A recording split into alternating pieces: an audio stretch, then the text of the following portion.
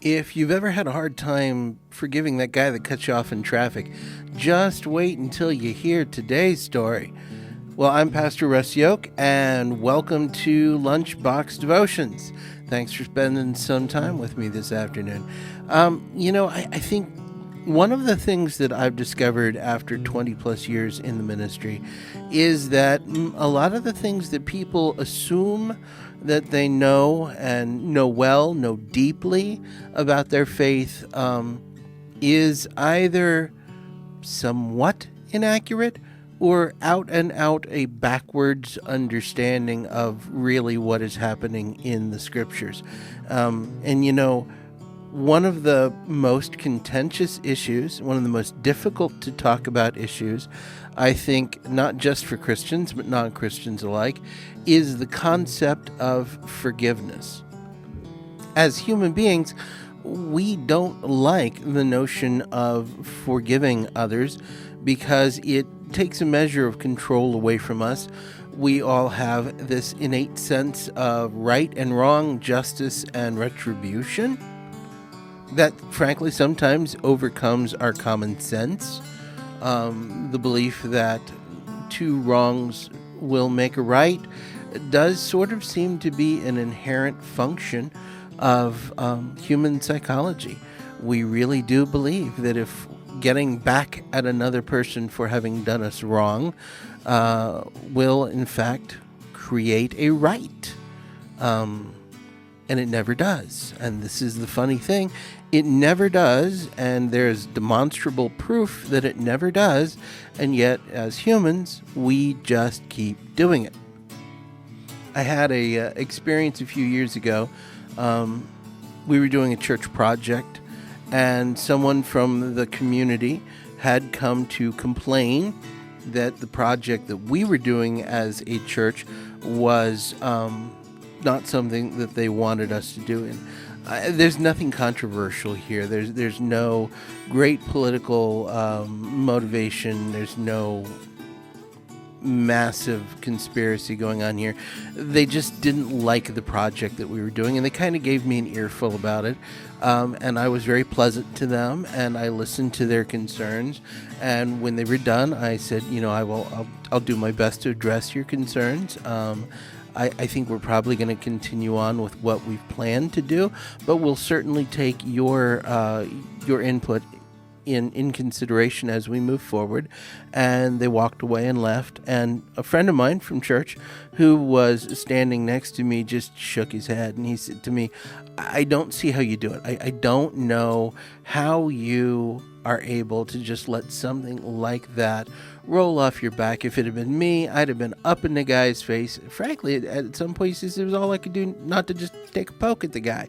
And I said, I have a goal. I have a goal to accomplish this task. In no way, shape, or form do I believe that person that would just talk to me had a valid input. I think their opinion was motivated by selfishness. But at the same time, it did absolutely nothing for me to have allowed that person to have inspired me to become angry. All I would have is that now I would be angry.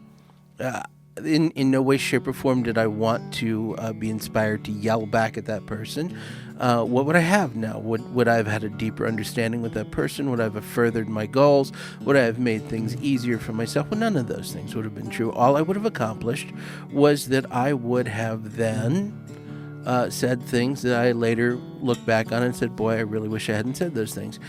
We human beings think that we have no choice, that when someone does something to us, we must get angry, that somehow this is some primal function of our brain that we have no control over. And this is, of course, also nonsense. Sometimes you can step back from a thing and say, in no way, shape, or form am I going to make the world a better place by holding on to my wrath. Likewise, we oftentimes misunderstand the function of forgiveness in the biblical narrative. We think forgiveness is something that's given to people when they have asked for it and they deserve it and they have darn well made restitution for what they did wrong. But at no place in the biblical witness is forgiveness a function of worthiness. forgiveness is a function of grace. Forgiveness is given from one person to another person, oftentimes without the other person's permission even. I forgive people who have been jerks to me without asking their permission. I simply choose to forgive. It's not because I'm a marvelous person. It's because I understand that I have been first forgiven by Christ of all my sins, and out of that enormous wellspring of forgiveness, I offer it to people around me. And when I say that I think Christians get it backwards, I think we believe that somehow by forgiving a person who's wronged us, that we are doing them some great service. That's not the case. In fact, oftentimes when I have told people who've wronged me greatly, who've not asked for my forgiveness, that I forgive them, more often than not, they wound up getting angry at me, not happier, not better, not experience more peace in their life. They get more miserable. It's one reason that I generally don't tell people that I've forgiven them when it's not an appropriate moment to do that. No, but it does set me free. It does set me free from anger. It sets me free from misery and sorrow. It sets me free from the wrath that will eat away at your soul and your psyche, that will take the joy from your life, damage the relationships you ought to be experiencing. Forgiveness sets us free.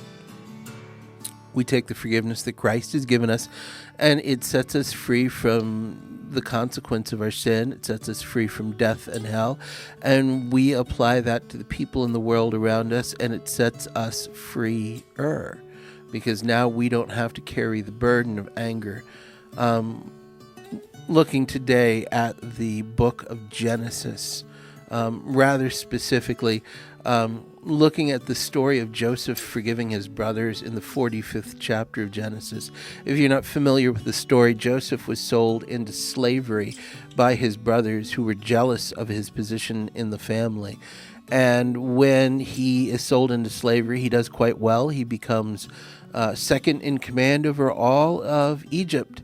And in the midst of a horrible, horrible drought and a horrible, horrible famine, his brothers come to him, not knowing that it is him. They only know that he is second in command over all of Egypt, and they ask for food. Joseph, in turn, not only gives them food, he gives them forgiveness. They didn't ask for the forgiveness. They certainly weren't deserving of the forgiveness. They've done nothing to make restitution for their wrong in order to justify the forgiveness. Joseph gives it to them because it lightens his soul. He gives it to them out of joy, for God has done marvelous things with him in Egypt and has now enabled him to save the lives of his brothers, his father, and his family by having ample food in Egypt to share with them. He forgives them in order that the relationship that they broke, that brought misery and sorrow to his soul, he might restore.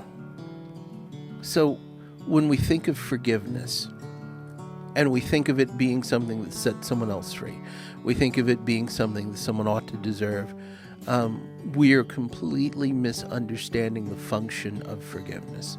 Forgiveness exists because we have first been forgiven by God, who has set us free from our sin. And when we forgive others, it sets us free from the misery and the sorrow of wrath and anger and bitterness and hardship. It is what makes our souls soar. Joseph wept tears of joy as he forgave his brothers. May we live the same way. Well, thank you for spending lunchtime with me. I've been Pastor Russ Yoke, and this is LunchBox Devotions. Go out there in the world, and when that guy cuts you off in traffic and you are inclined to angrily shake your fist and yell at him, instead of experiencing that moment of wrath and having your blood pressure go up and your joy go out the window instead, how about you just say, you know what, I have no idea what that guy's going through in his life. Maybe he's rushing to the hospital, who knows. I forgive him. And I think you will discover it will make your soul lighter. Thanks for being with us. God bless.